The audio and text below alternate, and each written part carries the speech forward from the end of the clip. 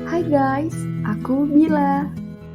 Aku akan menceritakan kepada kalian perihal dinosaurus dan hujan asam. Tahukah kalian apa yang menyebabkan dinosaurus punah?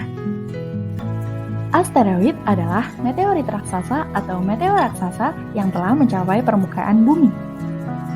Ada dua macam meteorit, yaitu meteorit dengan susunan kimia terutama nikel dan besi disebut meteorit besi, dan meteorit dengan susunan kimia terdiri dari silicium, magnesium, dan aluminium disebut meteorit batu.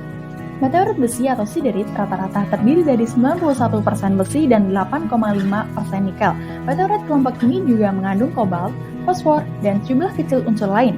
Meteorit jenis inilah yang mampu menghantam bumi dengan keras. Awalnya, pernyataan perihal punahnya dinosaurus sebab hantaman asteroid ini menjadi kontroversi.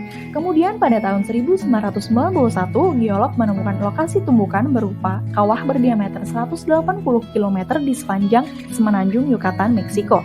Mereka menamainya sebagai kawah Chicxulub. Lalu, bagaimana hujan asam dapat terjadi?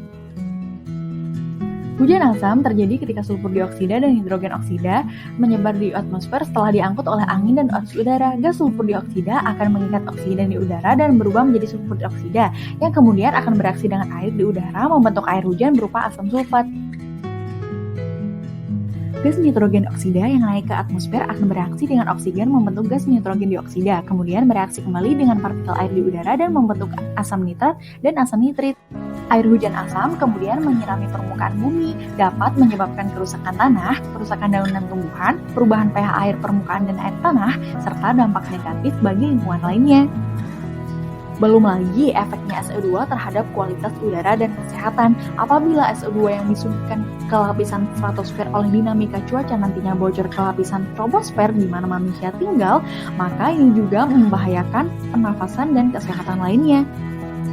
Dalam bentuk gas, SO2 dapat menyebabkan iritasi pada paru-paru yang menyebabkan timbulnya kesulitan bernafas, terutama pada kelompok orang yang sensitif seperti orang berpenyakit asma, anak-anak, dan lansia.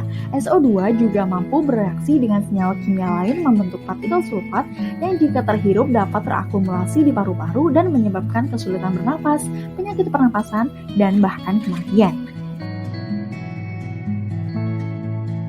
Sekiranya begitu yang bisa aku ceritakan lewat video ini. Semoga bermanfaat. Dadah!